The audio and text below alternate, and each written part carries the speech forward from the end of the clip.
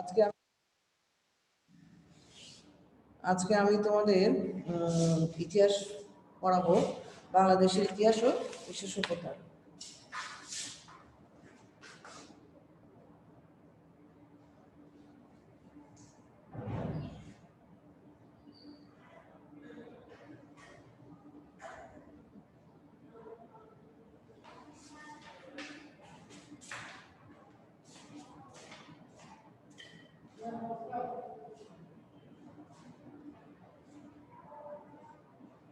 বাংলাদেশের ইতিহাস ও বিশ্ব সভ্যতা।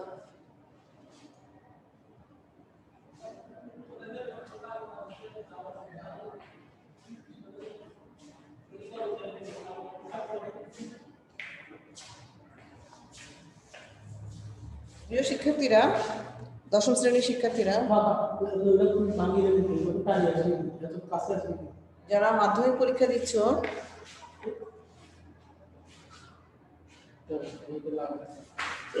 মানে 1921 সালে যারা মাধ্যমিক পরীক্ষা দিবে তারা একটু মনোযোগী হয়ে বসো, বই খাতা নিয়ে। আমি তোমাদেরকে প্রথম অধ্যায় পড়িয়েছিলাম, প্রথম অধ্যায় ইতিহাস পরিচিতি পড়িয়েছিলাম, আর দ্বিতীয় অধ্যায়ের বিশ্ব সভ্যতা, মিশরীয় সভ্যতাটা পড়িয়েছিলাম। আজকে আমি তৃতীয় অধ্যায় পড়াবো।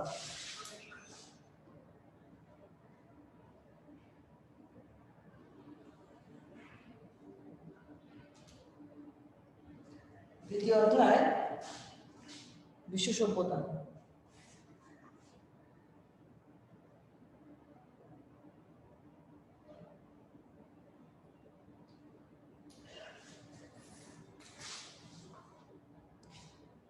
তো ইতিমধ্যে আমি মিশরীয় সভ্যতা পড়িয়েছি এই অধ্যায় থেকে। আজকে আমি সিন্ধু সভ্যতা পড়াবো। সিন্ধু সভ্যতা,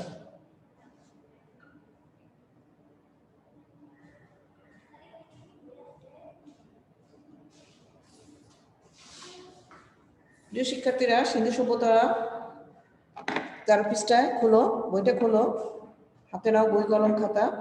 দেখো সিন্ধু সভ্যতার পটভূমি কি ছিল।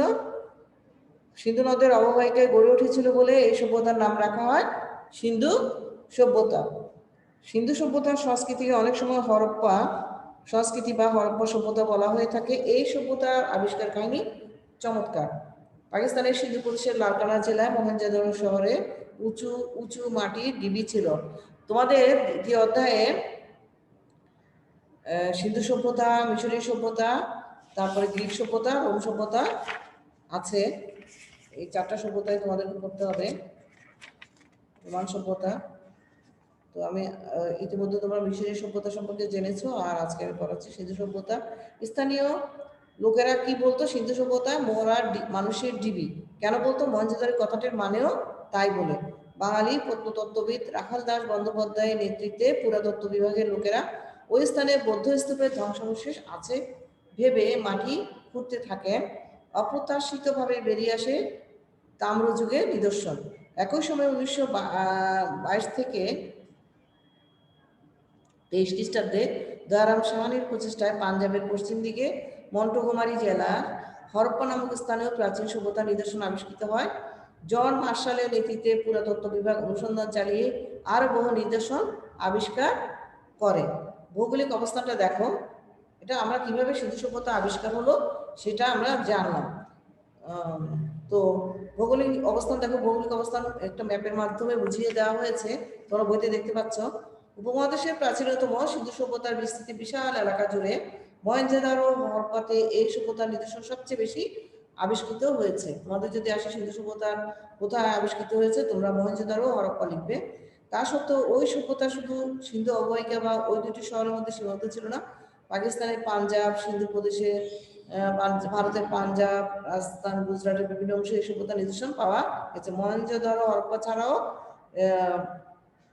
সিন্ধু অববাহিকা বা ওই শহরের মধ্যে সীমাবদ্ধ ছিল না।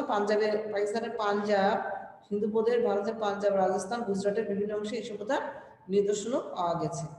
তো ঐতিহাসিকরা মনে করেন পাঞ্জাব থেকে আরব সাগর পর্যন্ত বিস্তীর্ণ ভৌগোলিক এলাকা জুড়ে সিন্ধু সভ্যতা গড়ে উঠেছিল। এই তো গেল ভৌগোলিক পটভূমিটা জানলে আর ভৌগোলিক অবস্থান জানলে। এরপর সময়কালটা দেখো। সিন্ধু সভ্যতার সময়কাল সম্পর্কে ঐতিহাসিকবিদদের মধ্যে বিভিন্ন মতভেদ রয়েছে। কেউ কেউ মনে করেন 3500 খ্রিস্টপূর্বাব্দ থেকে 1500 খ্রিস্টপূর্বাব্দ পর্যন্ত এই সভ্যতার উত্থান পতনের কাল। আবার কোনো কোনো ঐতিহাসিক মনে করেন আর্য জাতির আক্রমণের ফলে খ্রিস্টপূর্বাব্দ 1500 অথবা 1400 খ্রিস্টপূর্বাব্দে, আবার কোথাও 2-3 তলা ঘরের অস্তিত্ব না খ্রিস্টপূর্বাব্দে সিন্ধু সভ্যতার অবসান ঘটে। তবে মার্টিমান হুইলার মনে করেন এই সভ্যতার সময়কাল হচ্ছে 2500 থেকে 1500 খ্রিস্টপূর্বাব্দ পর্যন্ত। তো রাজনৈতিক সামাজিক অবস্থা কেমন ছিল? এই সিন্ধু সভ্যতার জনগণের রাজনৈতিক জীবন ও শাসন প্রণালী সম্পর্কে কিছুই জানা যায় না। মহেঞ্জোদারো ও হরপ্পার নগর বিন্যাস প্রায় একই রকম ছিল। এগুলি ধ্বংসাবশেষ থেকে নিশ্চিতভাবে বোঝা যায় পূর্ব পরিকল্পনা অনুযায়ী উঁচু ভিতের উপর স্বর্গগুলি নির্মাণ করা হয়েছিল। আর সিন্ধু সভ্যতার যুগে মানুষ সমাজবদ্ধ পরিবেশে বসবাস করতো। সেখানে একক পরিবারের পদ্ধতি ছিল, মানে একক পরিবারের, আমাদের এখনকার আধুনিক যুগেও কিন্তু একক পরিবার বেশি দেখা যায়। আচ্ছা, সিন্ধু সভ্যতার যুগে সমাজের শ্রেণীবিভাগ ছিল। সব লোক সমাজ সুযোগ সুবিধা পেত না। সমাজের ধনী ও দরিদ্র দুই শ্রেণীতে বিভক্ত ছিল। অর্থনৈতিক অবস্থা কেমন ছিল? অর্থনৈতিক অবস্থা ছিল মূলত কৃষি নির্ভর। তাছাড়া অর্থনীতির আর একটি বড় দিক ছিল পশুপালন। কৃষি ও পশুপালনের পাশাপাশি মৃৎপাত্র নির্মাণ, ধাতু শিল্প, বয়ন শিল্প, অলঙ্কার নির্মাণ, পাথরের কাজ ইত্যাদিতে তারা যথেষ্ট উন্নতি লাভ করেছিল। এই উন্নত মানের শিল্প পণ্য বিক্রয়ের উদ্দেশ্যে সেখানকার বণিকরা মানে ব্যবসায়ীরা কি করতো? বিদেশের সঙ্গে বাণিজ্যিক যোগাযোগ রক্ষা করে চলতো। বণিকদের সাথে আফগানিস্তান, বেলুচিস্তান, মধ্য এশিয়া, পারস্য, মেসোপটেমিয়া, দক্ষিণ ভারত, রাজপুতনা, গুজরাট প্রভৃতি দেশের সঙ্গে বাণিজ্যিক যোগাযোগ ছিল। ধর্মীয় অবস্থা কেমন ছিল? সিন্ধু সভ্যতায় কোনো মন্দির বা মঠের চিহ্ন পাওয়া যায়নি, যে কারণে তাদের ধর্মবিশ্বাস সম্পর্কে সুস্পষ্ট ধারণা করা সম্ভব নয়। আচ্ছা, তবে ধারণা করা হয় তারা মূর্তি পূজা, দেবদেবীর মূর্তি পূজা করত। আর সিন্ধুবাসী পরলোকে বিশ্বাস করতো, সে কারণে কবরে মৃতের ব্যবহার করা জিনিসপত্র অলঙ্কার রেখে দিত। সিন্ধু সভ্যতার অবদান সবচেয়ে বেশি ইম্পর্টেন্ট কি জানো? অবদানগুলো, সিন্ধু সভ্যতার অবদানটা কি ছিল? তোমাদের পরীক্ষার জন্য বেশি ইম্পর্টেন্ট, ভালো করে বেশি করে পড়বে অবদানটা। পৃথিবীর প্রাচীনতম সভ্যতাগুলোর মধ্যে অন্যতম হচ্ছে সিন্ধু সভ্যতা। নিম্নে এই সভ্যতার অবদান আলোচনা করা হলো। প্রিয় শিক্ষার্থীরা, আসলে আমরা এখন ক্লাস করছি তোমাদের মাধ্যমিক পরীক্ষায় অংশগ্রহণ করার জন্য, যাতে তোমরা ভালোভাবে পরীক্ষায় অংশগ্রহণ করতে পারো, ভালো ফলাফল করতে পারো। সেই জন্যে তো তোমরা আশা করি পড়াশোনায় মনোযোগী হয়ে ক্লাসগুলো করবে। তোমাদের সহপাঠী অন্যদেরকে বলবে যে তোমাদের ক্লাস হচ্ছে, অনলাইনে ক্লাস হচ্ছে, তোমরা ক্লাসগুলোতে অংশগ্রহণ করো।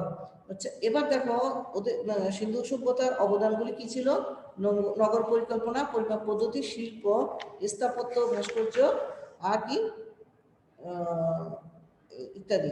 তো দেখো নগর পরিকল্পনায় কেমন ছিল? সিন্ধু সভ্যতার এলাকার যেসব শহর আবিষ্কৃত হয়েছে তার মধ্যে হরপ্পা মহেঞ্জোদারো সবচেয়ে বড় শহর। ঘরবাড়ি সবই পোড়ামাটি বা রোদে পোড়ানো ইট দিয়ে তৈরি।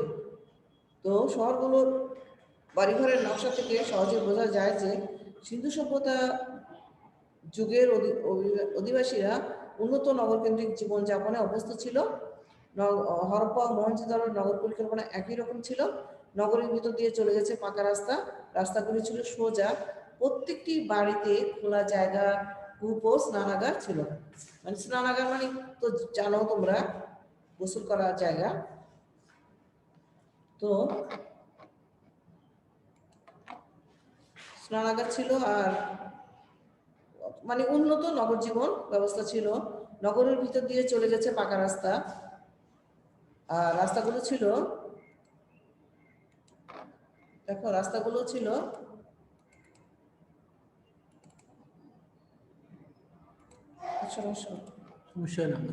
রাস্তাগুলো ছিল সোজা। প্রত্যেকটি বাড়িতে খোলা জায়গা, কূপ, স্নানাগার ছিল। জল নিষ্কাশনের জন্য ছোট নর্দমাগুলোকে মূল নর্দমার সাথে সংযুক্ত করা হতো। রাস্তাঘাট পরিষ্কার পরিচ্ছন্ন রাখা হতো। পথের ধারে ছিল সারিবদ্ধ ল্যাম্পপোস্ট, মানে আলোর ব্যবস্থা ছিল। তো তোমরা বুঝতে পারছো নগর পরিকল্পনাটা উন্নত ছিল। আর পরিমাপ পদ্ধতি, কিভাবে পরিমাপ পদ্ধতি তারা করতো দেখো।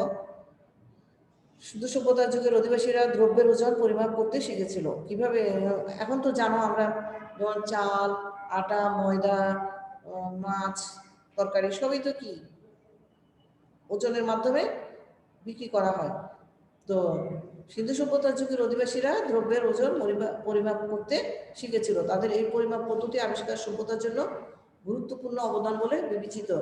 অবশ্যই গুরুত্বপূর্ণ, কারণ পরিমাপ পদ্ধতি না হলে তো কেনাবেচা খুবই কঠিন হয়ে যেত আবিষ্কার না হলে। তারা বিভিন্ন দ্রব্য ওজনের জন্য নানা মাপের ভিন্ন ভিন্ন আকৃতির বাটখারা ব্যবহার করত। দাগ কাটা স্কেল দিয়ে দৈর্ঘ্য মাপার পদ্ধতিও তাদের জানা ছিল। তো এই তো নগর পরিকল্পনা গেল, আর পরিমাপ পদ্ধতি এদের এদের অবদান ছিল নগর পরিকল্পনায় আর পরিমাপ পদ্ধতিতে। এরপর শিল্পে কি অবদান ছিল দেখো। সিন্ধু সভ্যতার যুগের অধিবাসীদের শিল্পবোধ সম্পর্কে আলোচনা করতে গেলে প্রথমে মৃৎশিল্পের কথা বলতে হয়। তারা কুমারের চাকায় ব্যবহার জানতো, চাকার ব্যবহার জানতো এবং তার সাহায্যে সুন্দর পাত্র বানাতে পারতো। এখনো তো আমাদের দেশে অনেক সুন্দর সুন্দর মাটির পাত্র বানানো হয়, তোমরা দেখেছ।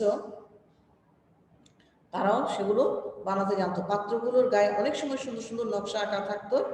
তাঁতিরা বয়ন শিল্পে পারদর্শী ছিল। ধাতুর সাহায্যে আসবাবপত্র, অস্ত্র এবং অলঙ্কার তৈরি করা হতো। তারা তামা ও টিনের মিশ্রণে ব্রোঞ্জ তৈরি করতে শিখেছিল। কারিগররা রূপা, তামা, ব্রোঞ্জ প্রভৃতি দ্বারা তৈজসপত্র তৈরি করতো। তাছাড়া সোনা, রূপা, তামা, ইলস্ট্রাম ও ব্রোঞ্জ ইত্যাদি ধাতুর অলঙ্কার তৈরিতে তারা পারদর্শী ছিল। অলঙ্কারের মধ্যে আংটি, বালা, নাকফুল, গলার হার, কানের দুল, বাজুবন্ধ ইত্যাদি ছিল উল্লেখযোগ্য। সিন্ধু সভ্যতার যুগের অধিবাসীরা লোহার ব্যবহার জানত না। ধাতু ছাড়া দামি পাথরের সাহায্যে অলঙ্কার তৈরি করত। তারা পারত হাতির দাঁত সহ অন্যান্য হস্তশিল্পে দক্ষ কারিগর ছিল। তার মানে সিন্ধু সভ্যতার যুগের অধিবাসীরা বিভিন্ন শিল্পে পারদর্শী ছিল। এরপর দেখো স্থাপত্য শিল্পে তাদের যোগ্যতা, অবদান। সিন্ধু সভ্যতার যুগের অধিবাসীরা গুরুত্বপূর্ণ এবং চমৎকার স্থাপত্য শিল্পের শৈলীর নিদর্শন রেখে গেছে। সেখানে 2 কক্ষ থেকে 25 কক্ষের বাড়ির সন্ধানও পাওয়া যায়। কত বড় বাড়ির সন্ধান পাওয়া গেছে দেখো। আবার 2 কক্ষ না, শুধু 25 কক্ষর বাড়িরও সন্ধান পাওয়া গেছে। আর আবার কোথাও 2-3 তলা ঘরের অস্তিত্ব আবিষ্কার হয়েছে। মহেঞ্জোদারোর স্থাপত্যের উল্লেখযোগ্য উদাহরণ হলো বৃহৎ মিলনায়তন বা যা 80 ফুট জায়গা জুড়ে তৈরি হয়েছিল। তাছাড়া বিশাল এক প্রাসাদের সন্ধান পাওয়া গেছে হরপ্পাতে। বিরাট আকারের শস্যাগারও পাওয়া গেছে। মহেঞ্জোদারোতে একটি বৃহৎ স্নানাগারের নিদর্শন পাওয়া গেছে, যার মাঝখানে বিশাল চৌবাচ্চাটি ছিল সাঁতার কাটার উপযোগী। তো ভাস্কর্য শিল্প সিন্ধু সভ্যতার যুগের অধিবাসীদের দক্ষতা ছিল। পাথরে খোদিত ভাস্কর্যের সংখ্যা কম হলেও সেগুলি শৈল্পিক ও কারিগরি দক্ষতা ছিল উল্লেখ করার মতো। এই যুগে মোট 13টি ভাস্কর্য মূর্তি পাওয়া গেছে। চূড়া পাথরের তৈরি একটি মূর্তির মাথা পাওয়া গেছে। মহেঞ্জোদারোতে পাওয়া গেছে নৃত্যরত একটি নারী মূর্তি। এছাড়া মাটির তৈরি ছোট ছোট মানুষ আর পশু মূর্তি পাওয়া গেছে। হরপ্পা মহেঞ্জোদারোতে প্রাপ্ত উল্লেখযোগ্য শিল্পকর্ম হলো বিভিন্ন ধরনের প্রায় 2500 স্টিল। তো ধর্ম, ব্যবসা, বাণিজ্যের প্রয়োজনীয়গুলি ব্যবহার করা হতো। এটা আমরা জানলাম সিন্ধু সভ্যতা সম্পর্কে। সিন্ধু সভ্যতার অবদান সম্পর্কেও জানলাম। এবার আমরা গ্রিক সভ্যতা সম্পর্কে পড়ব।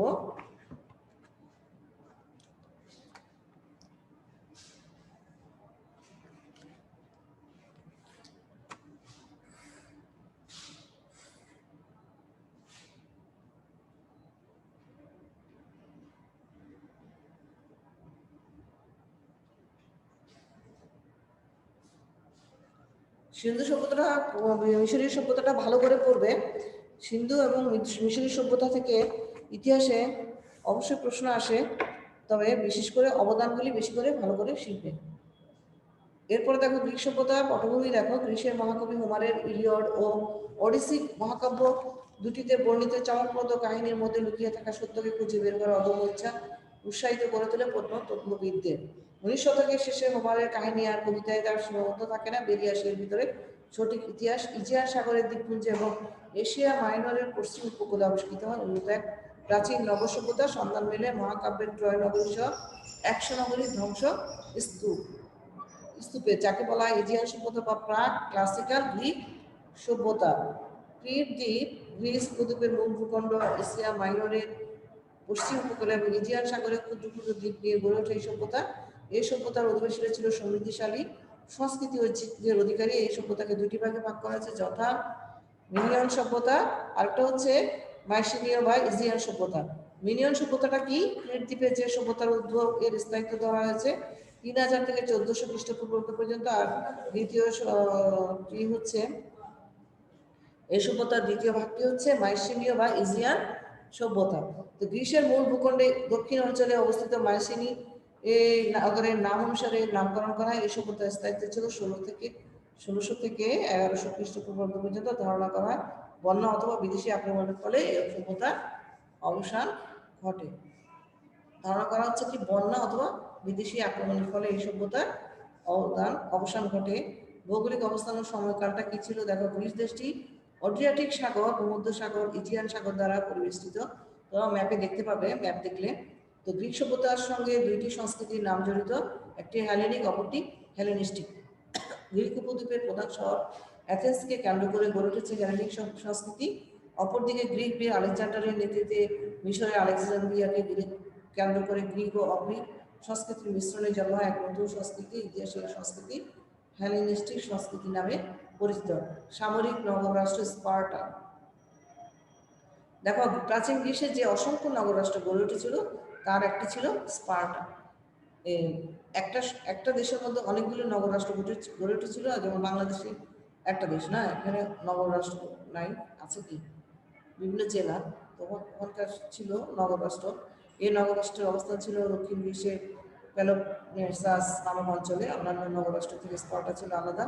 স্পার্টানদের প্রকৃতি বিশ্লেষণ করলে দেখা যায় সমরতন্ত্র দ্বারা তারা প্রভাবিত ছিল। মানুষের মানবিক উন্নতির দিকে নজর না দিয়ে সমরতন্ত্র মানে সামরিক শাসন, গণতন্ত্রের মতো না। গণতন্ত্র হলো জনগণের শাসন, জনগণ যেভাবে চাইবে কি করবেন রাষ্ট্র সেভাবে পরিচালিত হবে।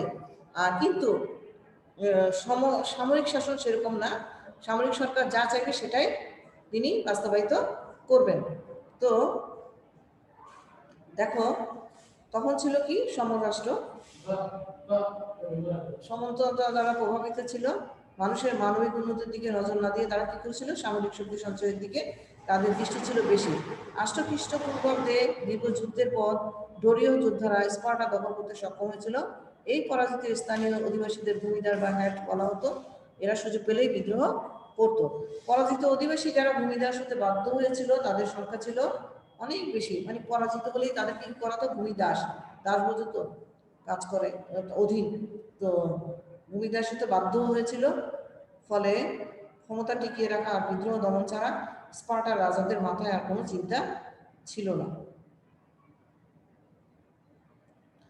তো স্পার্টানদের জীবন স্পার্টা রক্ষার জন্য নিয়োজিত ছিল। স্পার্টা সমাজ তৈরি হয়েছিল যুদ্ধের প্রয়োজনকে ঘিরে। সরকারের মূল উদ্দেশ্য ছিল কি দেখো, যুদ্ধের জন্য নাগরিকদের প্রস্তুত করা, যুদ্ধ পরিচালনা করা। সামরিক দিকে অত্যাধিক মনোযোগ দেওয়ার কারণে সামাজিক, রাজনৈতিক, অর্থনৈতিক এবং সাংস্কৃতিক ক্ষেত্রে তারা ছিল অনগ্রসর। মানে তাদের জীবনযাত্রায় ছিল শুধু কি সমাজতন্ত্র, আর মানে কিভাবে বিদ্রোহীদেরকে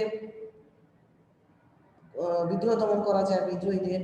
তারপরে এই জন্য নাগরিকদের যুদ্ধের জন্য প্রস্তুত করা সরকারের মূল উদ্দেশ্য ছিল। আর যুদ্ধ পরিচালনা করাই তার সরকারের মূল উদ্দেশ্য ছিল। এর ফলে কি সামরিক দিকে তার অধিক মনোযোগ দেওয়ার কারণে সামাজিক, রাজনৈতিক, অর্থনৈতিক এবং সাংস্কৃতিক ক্ষেত্রে তারা অনগ্রসর ছিল। গণতান্ত্রিক নগররাষ্ট্র অ্যাথেন্স। প্রাচীন গ্রিসের প্রথম গণতন্ত্রের সূচনা অ্যাথেন্সে। এটা কিন্তু খুবই ইম্পর্টেন্ট একটা লাইন। প্রথম গণতন্ত্রের সূচনা কোথায় হয়? গ্রিসে, অ্যাথেন্সে। তবে প্রথম দিকে অ্যাথেন্সে ছিল রাজতন্ত্র। খ্রিস্টপূর্ব 7ম শতকে রাজতন্ত্রের পরিবর্তে এক ধরনের অভিজাততন্ত্র প্রতিষ্ঠিত হয়। ক্ষমতা চলে আসে অভিজাতদের হাতে। দেশ শাসনের নামে তারা শুধু নিজের স্বার্থকেই দেখত, ফলে সাধারণ মানুষের মনে ক্ষোভের সৃষ্টি হয়। যদিও তাদের পক্ষে ক্ষমতা দখল করা সম্ভব হয়নি, কিন্তু তাদের নামে কিছু লোক ক্ষমতা হাতে নিয়ে নেয়। তাদের বলা হতো টাইরান্ট। জনগণের মধ্যে অসন্তোষ এবং বঞ্চিত কৃষকদের মধ্যে বিদ্রোহের আশঙ্কা দেখা দেয়। জনগণ অসন্তোষ দেখা দিয়েছিল কেন বলতো? জনগণের কল্যাণের দিকে কোনো নজরদারি ছিল না। আর কিছু আর বঞ্চিত যারা কৃষকরা যারা বঞ্চিত ছিল তাদের মধ্যে কি হয় বিদ্রোহের আশঙ্কা দেখা দেয়। ফলে 7ম খ্রিস্টপূর্বাব্দের মাঝামাঝি সময়ে রাষ্ট্র ব্যবস্থায় এক পরিবর্তন আসে। আগে অভিজাত পরিবারের সন্তান অভিজাত বলে গণ্য হতো, এখন অর্থের মানদণ্ডে অভিজাত হিসাবে স্বীকৃতি দেওয়া হলো। দেশে মারাত্মক সংকটের সময় সব শ্রেণী সর্বসম্মতভাবে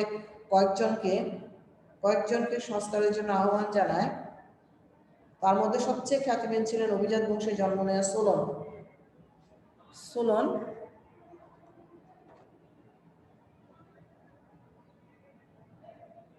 আচ্ছা দেখো,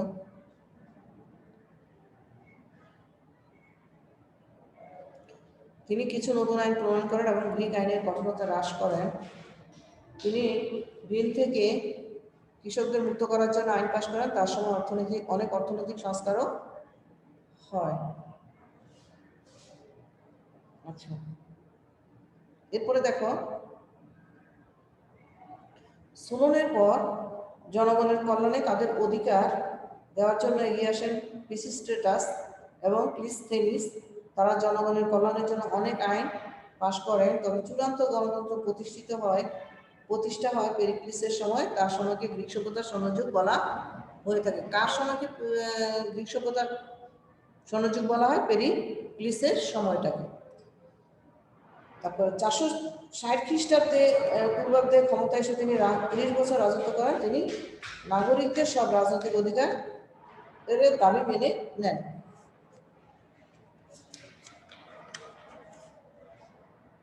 তিনি এ সময় প্রশাসন, আইন ও বিচার বিভাগে নাগরিকদের অবাধ অংশগ্রহণের অধিকার প্রতিষ্ঠা করেন।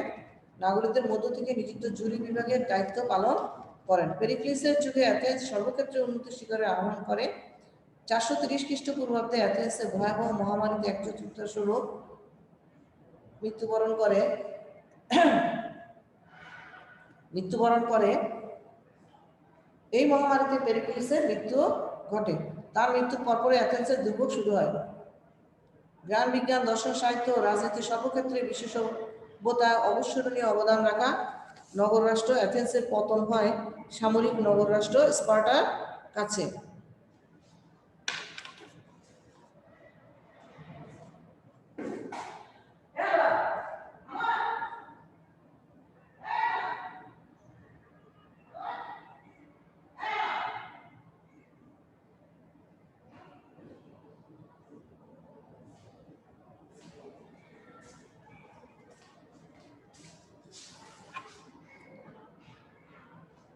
উভয় রাষ্ট্রের মধ্যে দীর্ঘমেয়াদী যে যুদ্ধ সংঘটিত হয় তা ইতিহাসে পেলোপোনেসিয়া যুদ্ধ নামে পরিচিত। 460 খ্রিস্ট থেকে 404 খ্রিস্টপূর্বাব্দ পর্যন্ত মোট 3বার এই যুদ্ধ সংঘটিত হয়। এই যুদ্ধে দুই রাষ্ট্র পরস্পরের মিত্রদের নিয়ে জোট গঠন করে। অ্যাথেন্সের মিত্র রাষ্ট্র নিয়ে গঠিত জোটের নাম ছিল ডেলিয়ান লীগ। অপরদিকে স্পার্টা তার মিত্রদের নিয়ে যে জোট গঠন করে তার নাম ছিল পেলোপোনেসীয় লীগ। এই মরণপর যুদ্ধে অ্যাথেন্সের মান, মর্যাদা, স্বাধীনতা বিলীন হয়ে যায়। 369 খ্রিস্টপূর্বাব্দ অ্যাথেন্স চলে যায় স্পার্টার অধীনে। এরপর নগররাষ্ট্র থিবস অধিকার করে নেয় অ্যাথেন্স।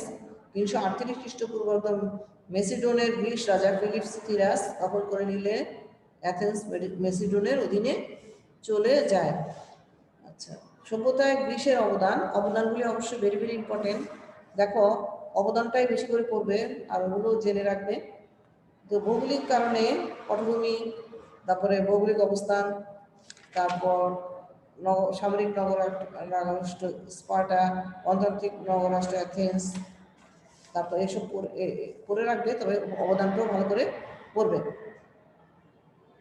আচ্ছা, ভৌগোলিক কারণে গ্রিক নগর রাষ্ট্রগুলো একে অপরের থেকে বিচ্ছিন্ন হয়ে থাকলেও তাদের সংস্কৃতি ছিল কিন্তু অভিন্ন, একই রকম। অভিন্ন মানে একই রকম। রাজনৈতিক অনৈক্য থাকা সত্ত্বেও রাজনৈতিকভাবে তারা কি ছিল, তাদের কোনো মিল ছিল না। তারপরেও তারা একই সাংস্কৃতিক ঐতিহ্যের উত্তরাধিকারী বলে মনে করত। তাদের ভাষা, ধর্ম, সাহিত্য, খেলাধুলা সবকিছু এক সংস্কৃতির বন্ধনে আবদ্ধ করে রেখেছিল। এই সংস্কৃতির বিভিন্ন ক্ষেত্রে মূল অবদান ছিল অ্যাথেন্সের। আর এই সংস্কৃতির নাম হচ্ছে হেলেনীয় সংস্কৃতি। হেলেনীয় সংস্কৃতি কি? তাহলে তোমরা এই কথাগুলো লিখবে যদি আসে। শিক্ষাটা দেখো, শিক্ষা সম্পর্কে গ্রিক জ্ঞানী গুণীরা বিভিন্ন ধারণা পোষণ করতেন। তারা নৈতিক ও ধর্মীয় শিক্ষার প্রতি গুরুত্ব দিয়েছেন। তাদের কেউ কেউ মনে করতেন সুশিক্ষিত নাগরিকের হাতেই শাসনভার দেওয়া উচিত। সরকারের চাহিদা ও লক্ষ্য অনুযায়ী শিক্ষা ব্যবস্থা থাকা উচিত। শিক্ষার মূল উদ্দেশ্য ছিল আনুগত্য, শৃঙ্খলা শিক্ষা দেওয়া। আসলেই তাই, আনুগত্য এবং শৃঙ্খলা শিক্ষা দিলেই প্রকৃত শিক্ষা লাভ করা যায়। তোমরা যদি স্কুল বিদ্যালয়ে আসো, সময় মতো আসো, সময় মতো ক্লাসে বসো, টিচারদের কথা শোনো, পড়াশোনা করো, আবার সময় মতো বাসায় চলে যাও, বিদ্যালয়ে শিক্ষা দেওয়া হয় সামাজিকভাবে কিভাবে চলাফেরা করতে হবে, কিভাবে দেশকে ভালোবাসতে হবে, দেশের সংস্কৃতি ঐতিহ্য লালন পালন করতে হবে, কিভাবে জীবনযাপন করতে হবে, সবই তো তোমাদের বইতে আছে। তো ধর্মীয় শিক্ষার বইও আছে তোমাদের, যেখানে নৈতিক শৃঙ্খলা, নৈতিক শিক্ষার মূল উদ্দেশ্য আনুগত্য, শৃঙ্খলা সম্পর্কে শিক্ষা দেওয়া হয়। এগুলো এর জন্যই তো তোমাদের একটা শৃঙ্খলিত জীবন গড়ে ওঠে, সমাজ রাষ্ট্র কি হয় তোমাদের সুনাগরিক হিসেবে গড়তে সাহায্য করে বিদ্যালয়, এবং সমাজ রাষ্ট্রের জন্য এটা কল্যাণকর হয়। তোমরা নিজেরাও শান্তিতে থাকতে পারবে, আর কি সমাজ দেশ উপকৃত হবে যদি তোমরা আনুগত্য শৃঙ্খলা ভালোভাবে শিখতে পারো। তো দেখো, তখনকার শিক্ষার মূল উদ্দেশ্য ছিল আনুগত্য শৃঙ্খলা। এখনকার আমি একটু মনে করি যে এখনকার বিদ্যালয়ের শিক্ষার মূল উদ্দেশ্য আনুগত্য এবং শৃঙ্খলা। তো স্বাধীন গ্রিকবাসী ছেলেরা 7 বছর বয়স থেকে পাঠশালায় যাওয়া আসা করতো। ধনী ব্যক্তিদের ছেলেদের 18 বছর পর্যন্ত লেখাপড়া করতে হতো। কারিগর আর কৃষকের ছেলেরা প্রাথমিক শিক্ষা পেত। দাসদের সন্তানের জন্য বিদ্যালয়ে যাওয়া নিষিদ্ধ ছিল। দাস কারা? কৃত দাস, যারা আমাদের কাজের লোক, যেমন এরা কাজের লোক। তো এরা এদের সন্তানদের কোথায় যাওয়া, বিদ্যালয়ে যাওয়া নিষিদ্ধ ছিল। মেয়েরা কোনো প্রতিষ্ঠানে গিয়ে লেখাপড়া করতে পারতো না। দেখো, এরপরে দেখো সাহিত্যে তাদের অবদান। সাহিত্যের ক্ষেত্রে প্রাচীন গ্রীসের সৃষ্টি আজও মানব সমাজের মূল্যবান সম্পদ। হোমারের ইলিয়াড ও ওডিসি মহাকাব্য তার অপূর্ব নিদর্শন। সাহিত্য ক্ষেত্রে চূড়ান্ত বিকাশ ঘটেছিল নাটক রচনায়। বৃহদান্ত নাটক রচনায় গ্রিকরা বিশেষ পারদর্শী ছিল। এসক্যালাইসকে এই ধরনের নাটকের জনক বলা হয়। তার রচিত নাটকের নাম প্রমিথিউস বাউন্ড। গ্রীসের শ্রেষ্ঠ নাট্যকার ছিলেন সোফোক্লিস। তিনি 100-টিরও বেশি নাটক রচনা করেন। তার বিখ্যাত নাটকের মধ্যে রাজা ইডিপাস, আন্তিগোনে ও ইলেকট্রো অন্যতম। তার একজন বিখ্যাত নাট্যকারের নাম ইউরিপিডিস। এরিস্টোফেনেসের মিলনাত্মক ও ব্যঙ্গ রচনায় বিশেষ খ্যাতি ছিল। আচ্ছা, মিলনাত্মক তো বোঝোই তোমরা, নাটক সম্পর্কে তোমরা ক্লাস 9-এ বাংলা বইতে পড়েছো। মিলনাত্মক সে নাটকের শেষ দৃশ্যে মিল থাকে যেখানে, আর নাটকের শেষ দৃশ্যে বিয়োগাত্মক মানে কি? নাটকের শেষ দৃশ্যে কি হয়? কেউ মারা যায় অথবা কেউ বিদায় নিয়ে চলে যায়, এই ধরনের বিয়োগাত্মক নাটক আছে। ইতিহাস রচনায় গ্রিকরা কৃতিত্ব দেখিয়েছিল। হেরোডোটাস ইতিহাসের জনক নামে পরিচিত ছিল। প্রথমেই তোমরা ইতিহাস পরিচিতিতে তোমরা জেনেছ হেরোডোটাসের কথা। হেরোডোটাস কি ছিলেন? ইতিহাসের জনক কাকে বলা হয়? হেরোডোটাসকে। হেরোডোটাস রচিত ইতিহাস সংক্রান্ত প্রথম বইটি ছিল গ্রীস ও পারস্য যুদ্ধের মধ্য দিয়ে। এই কথাটাও ইতিহাস এর সংজ্ঞায় তোমরা জেনেছ। গ্রীস আর পারস্যের যুদ্ধ নিয়ে হেরোডোটাস কি করেছিলেন? প্রথম ইতিহাস রচনা করেছিলেন। থুকিডাইডেস ছিলেন বিজ্ঞানসম্মত ইতিহাসের জনক। তার বইটির শিরোনাম ছিল দ্য পেলোপনেসিয়ান ওয়র। আচ্ছা, ওর ধর্ম। গ্রিকদের 12টি দেবদেবী ছিল। বিভিন্ন প্রাকৃতিক শক্তি পূজা ছাড়াও তারা বীর্যুদদের পূজা করত। জিউস ছিল দেবতাদের রাজা। অ্যাপোলো ছিলেন সূর্য দেবতা। পোসিডন ছিলেন সাগরের দেবতা। অ্যাথেনা ছিলেন জ্ঞানের দেবী। 12 জনের মধ্যে 4 জন শ্রেষ্ঠ ছিলেন। তো গ্রিকদের কয়টা দেবদেবী ছিল? 12টি। এই 12টার মধ্যে 4 জন ছিলেন কি শ্রেষ্ঠ। তো রাষ্ট্রের নির্দেশে পুরোহিতরা ধর্মীয় দায়িত্ব পালন করতেন। ড্যালোস দ্বীপে অবস্থিত ডেলফির মন্দিরে বিভিন্ন নগরাষ্ট্রের মানুষ সমবেত হয়ে একসঙ্গে অ্যাপোলো দেবতার পূজা করত। এটা ছিল ওদের ধর্মবিশ্বাস। আচ্ছা, দর্শনের দিক দিয়ে ওরা অনেক উন্নত। তো দার্শনিক চিন্তার ক্ষেত্রে গ্রীসে অভূতপূর্ব উন্নতি হয়েছিল। পৃথিবী কিভাবে সৃষ্টি হয়েছে, প্রতিদিন কিভাবে এর পরিবর্তন ঘটছে, এসব ভাবতে গিয়ে গ্রীসে দর্শন চর্চার সূত্রপাত হয়। থালেস ছিলেন প্রথম দিককার দার্শনিক। তিনি প্রথম সূর্যগ্রহণের প্রাকৃতিক কারণ ব্যাখ্যা করেন। সূর্যগ্রহণ সম্পর্কে তোমরা জানো, গুগলে পড়েছো অথবা বিভিন্ন বইতে পড়েছে। আর আমাদের দেশে সূর্যগ্রহণের দেখারও ব্যবস্থা করা হয়, অনেকে দেখতেও পায়। কখন কোন দিন সূর্যগ্রহণ হবে সেটাও তোমরা পত্রিকায় বিভিন্ন প্রচার মাধ্যমে জানানো হয়। সূর্যগ্রহণ সম্পর্কে জানো তোমরা। তো ওনারাই কি করেছিলেন? প্রথম সূর্যগ্রহণের প্রাকৃতিক কারণ ব্যাখ্যা করেন। এরপর গ্রীসে যুক্তিবাদী দার্শনিকের আবির্ভাব ঘটে। তাদের বলা হয় সফিস্ট। তারা বিশ্বাস করতেন যে চূড়ান্ত সত্য বলে কিছু নেই। পেরিক্লিস তাদের অনুসারী ছিলেন। সক্রেটিস ছিলেন এই দার্শনিকদের মধ্যে সবচেয়ে খ্যাতিমান। তার শিক্ষার মূল দিক ছিল আদর্শ রাষ্ট্র, সৎ নাগরিক গড়ে তোলা। অন্যায় শাসনের প্রতিবাদ করার শিক্ষাও তিনি দেন। সক্রেটিসের শিষ্য প্লেটো গ্রিক দর্শনকে চরম উন্নতির দিকে এগিয়ে নিয়ে যেতে সক্ষম হন। প্লেটোর শিষ্য এরিস্টটলও একজন বড় দার্শনিক ছিলেন। বিজ্ঞানে তাদের অবদান কি ছিল? এটা তো গেল দর্শনে তাদের অবদান। বিজ্ঞানে গ্রিকরা প্রথম বিজ্ঞান চর্চার সূত্রপাত করে 600 খ্রিস্টপূর্বাব্দে। পৃথিবীর মানচিত্র প্রথম অঙ্কন করে গ্রিক বিজ্ঞানীরা। পৃথিবীর মানচিত্র অঙ্কন করা সহজ ব্যাপার নয়। তার প্রথম গ্রিক বিজ্ঞানীরা পৃথিবীর প্রথম মানচিত্র আবিষ্কার করেছিলেন, অঙ্কন করেছিলেন। তারাই প্রথম প্রমাণ করেন যে পৃথিবী একটি গ্রহ এবং তার নিজ কক্ষপথে আবর্তিত হয়। গ্রিক জ্যোতির্বিদ্যা সূর্য ও চন্দ্রগ্রহণের কারণ নির্ণয় করতে সক্ষম হন। চাঁদের নিজস্ব কোনো আলো নেই। আসলে কিন্তু চাঁদের নিজস্ব কোনো আলো নেই। সূর্যের ধার করা আলো নিয়ে কি করে চাঁদ আলোকিত হয়? তারপর আমরা কি বলি? চাঁদকে চাঁদ মামা বলি। আচ্ছা, বজ্র বিদ্যুৎ জিউসের ক্রোধের কারণে নয়, প্রাকৃতিক কারণে ঘটে, এই সত্য তারাই প্রথম আবিষ্কার করেন। জ্যামিতিক পণ্ডিত ইউক্লিড পদার্থবিদ্যায় পারদর্শী ছিলেন। বিখ্যাত গণিতবিদ পিথাগোরাস ও চিকিৎসা বিজ্ঞানী হিপোক্রেটসের যথেষ্ট খ্যাতি ছিল। স্থাপত্য ভাস্কর্য তাদের অবদান ছিল। কি অবদান ছিল দেখো, গ্রিক শিল্পের বিশেষ করে স্থাপত্য ভাস্কর্যের বিশেষ উন্নতি হয়েছিল। গ্রিক শিল্পের নিদর্শন মৃৎপাত্রে আঁকা চিত্রের মধ্যে দেখা যায় স্থাপত্যের সুন্দর সুন্দর নিদর্শন গ্রিসের বিভিন্ন স্থানে ছড়িয়ে আছে। বড় বড় স্তম্ভের উপর তারা প্রাসাদ তৈরি করতো, আর প্রাসাদের স্তম্ভগুলো থাকতো অপূর্ব কারুকার্য খচিত। পার্থেনন মন্দির ও দেবী অ্যাথেনার মন্দির স্থাপত্য কীর্তির অন্যতম নিদর্শন। অ্যাথেন্সের অ্যাক্রোপলিসে স্থাপত্যের সুন্দর নিদর্শন ধ্বংসাবশেষ এখনো চোখে পড়ে। গ্রিক ভাস্কর্য পৃথিবীর শিল্পকলার ইতিহাসে এক স্বর্ণযুগের জন্ম দিয়েছিল। সে যুগের প্রখ্যাত ভাস্কর্য শিল্পী ছিলেন কে? মাইরন, ফিদিয়াস ও প্র্যাক্সিটেলাস। খেলাধুলা দেখো, খেলাধুলায় শিশুদের প্রতি বিশেষ নজর দেওয়া হতো। বিদ্যালয়ে তাদের খেলাধুলার হাতে গড়ি হতো। শরীরচর্চা খেলাধুলার প্রতি গ্রিকদের যথেষ্ট আগ্রহ ছিল। উৎসবের দিনে গ্রিসে নানা ধরনের ক্রীড়া প্রতিযোগিতা হতো। এর মধ্যে সবচেয়ে বিখ্যাত ছিল দেবতা জিউসের সম্মানে অনুষ্ঠিত প্রতিযোগিতা। দেখো, তোমরা অলিম্পিক ক্রীড়া সম্পর্কে জানো। অলিম্পিক ক্রীড়া অলিম্পিক ক্রীড়া প্রতিযোগিতায় গ্রিসের শ্রেষ্ঠ ক্রীড়াবিদরা অংশ নিত। এতে ধৈর্য, মল্লযুদ্ধ, চাকা নিক্ষেপ, বর্ষা ছোড়া, মুষ্টিযুদ্ধ ইত্যাদি বিষয়ে প্রতিযোগিতার ব্যবস্থা থাকতো। বিজয়ীদের জলপাই গাছের ডাল পাতায় তৈরি মালা দিয়ে পুরস্কৃত করা হতো। প্রতি 4 বছর পর পর এই খেলা অনুষ্ঠিত হতো। এই খেলা বিভিন্ন নগরাষ্ট্রের খেলোয়াড়রা অংশ নিত। এই খেলাকে ঘিরে গ্রিক নগরাষ্ট্রগুলোর মধ্যে শত্রুতার বদলে সৌহার্দ্যপূর্ণ মনোভাব গড়ে ওঠে। তো এবার দেখো তোমাদের রোমান সভ্যতা গ্রিসের সভ্যতার অবসানের আগেই ইতালিতে টাইবার নদীতে একটি বিশাল সাম্রাজ্য গড়ে ওঠে। রোমকে কেন্দ্র করে গড়ে ওঠা এই সভ্যতা রোমান সভ্যতা নামে পরিচিত। ভৌগোলিক অবস্থান দেখো, ইতালির মাঝামাঝি পশ্চিমাংশে রোমনগর অবস্থিত। ইতালির দক্ষিণে ভূমধ্যসাগর থেকে উত্তর দিকে আলপস পর্বতমালা পর্যন্ত বিস্তৃত। ইতালি যুগোস্লাভিয়ার মাঝখানে অ্যাড্রিয়াটিক সাগর তীরে ইতালির উত্তর পূর্ব অংশে গড়ে উঠেছিল প্রাচীন সমুদ্র বন্দর এড্রিয়া। ইতালির পশ্চিমাংশে ভূমধ্যসাগর অবস্থিত। সাগরের অংশকে প্রাচীনকালে বলা হতো এডুস্কান সাগর। কৃষি বিকাশের সুযোগ ছিল বলে প্রাচীন রোম ছিল কৃষি নির্ভর দেশ।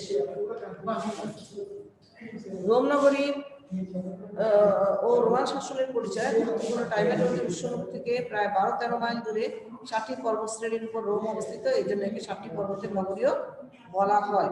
রোমের গণতন্ত্র একদিনে প্রতিষ্ঠিত হয়নি, ধাপে ধাপে নানা সংস্কারের মধ্য দিয়ে রোমে গণতন্ত্র প্রতিষ্ঠিত হয়। ঐতিহাসিকরা রোমান ইতিহাসকে কয়েকটি ভাগে ভাগ করেছেন। এ যুগে 7 জন সম্রাট দেশ শাসন করত। এ যুগের সর্বশেষ সম্রাট টার্কিউনিয়াস সুপারকাসকে ক্ষমতাচ্যুত করার পর রোমে প্রজাতন্ত্রের সূচনা হয়। তো দেখো, রোমের অর্থনীতি ছিল দাসদের উপর নির্ভরশীল। শাসকদের অমানুষিক নির্যাতনে দাসরা স্পার্টাকাসের বিদ্রোহ ঘোষণা করে। 2 বছরব্যাপী তাদের বিদ্রোহ টিকিয়ে রাখতে সক্ষম হয়। তারপরে 71 খ্রিস্টপূর্বাব্দে স্পার্টাকাস নিহত হলে বিদ্রোহের অবসানে চরম নির্যাতন নেমে আসে তাদের উপর।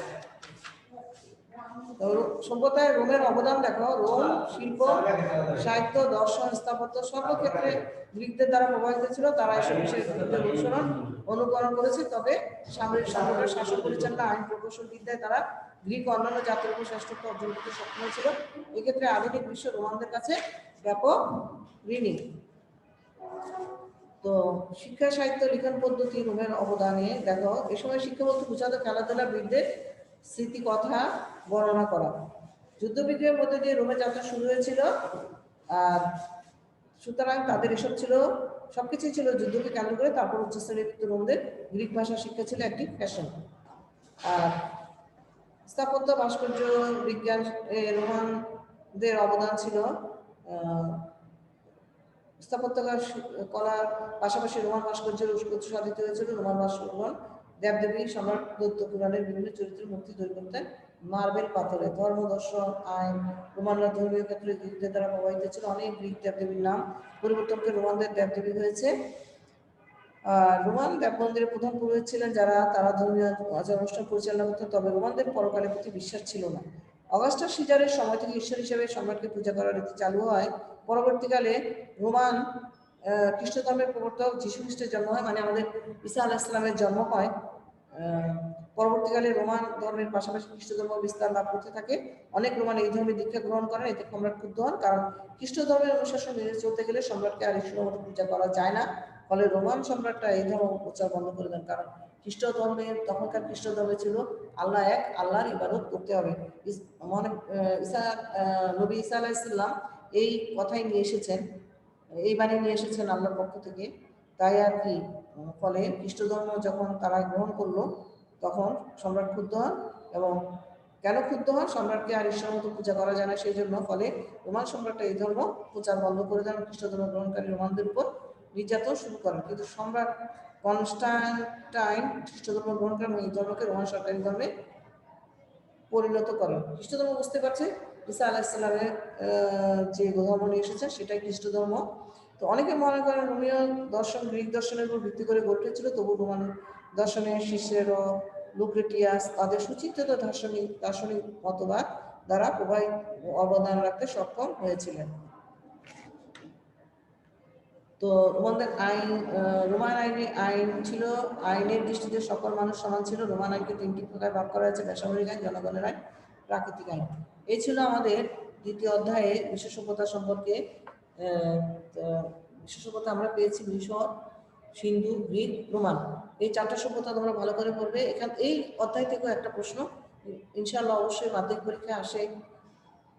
শুধু তোমরা তো ইতিমধ্যে নবম শ্রেণীতে বিভিন্ন পরীক্ষা দিয়েছো, দশম শ্রেণীতে পরীক্ষা দিয়েছো, সব পরীক্ষাতেই এই অধ্যায় থেকে প্রশ্ন আসে, মাধ্যমিক পরীক্ষায় প্রশ্ন আসে। সুতরাং এই অধ্যায়টাও খুব মনোযোগ দিয়ে পড়বে। আশা করি প্রিয় শিক্ষার্থীরা বুঝতে পেরেছো। বুঝতে না পারলে আমার সাথে ফোনে যোগাযোগ করবে, তোমাদের ডায়েরিতে ফোন নাম্বার আছে। তোমরা এই পুরো অধ্যায়টা পড়বে এবং বাড়ি কাজ করবে, নিজেরা সৃজনশীল প্রশ্ন তৈরি করবে, বহু নির্বাচনী প্রশ্ন তৈরি করবে 50টা। এই 3টা থেকে আগে মিশরের সভ্যতা সম্পর্কে বহু নির্বাচনী প্রশ্ন দিয়েছি, এবার সিন্ধু সভ্যতা, গ্রিক সভ্যতা, রোমান সভ্যতা, এই 3টে সভ্যতা থেকে তোমরা প্রশ্ন, বহু নির্বাচনী প্রশ্ন 30টা তৈরি করবে, আর বাড়ি কাজ আর সৃজনশীল প্রশ্ন 6টি তৈরি করবে, 3টা থেকে 2টা করে। তাহলে ইনশাল্লাহ দেখবে তোমরা মাধ্যমিক পরীক্ষায় অংশগ্রহণ করা তোমাদের জন্য সহজ হবে। তোমরা ভাগ পরীক্ষা ভালো ফলাফল করতে পারবে। আমরা আশা করি তোমাদের কাছে এটাই আমাদের আবেদন যে তোমরা ভালো করে পড়াশোনা করো, আর ভালো করে, এটা নির্দেশও বলতে পারো, ভালো করে পড়াশোনা করো, ভালো ফলাফল করো, নিজের উন্নতি হোক এবং বিদ্যালয়ের সুনাম অক্ষুণ্ণ থাকুক। আল্লাহ তোমাদের ভালো করুন, কল্যাণ করুক। আসসালামু আলাইকুম।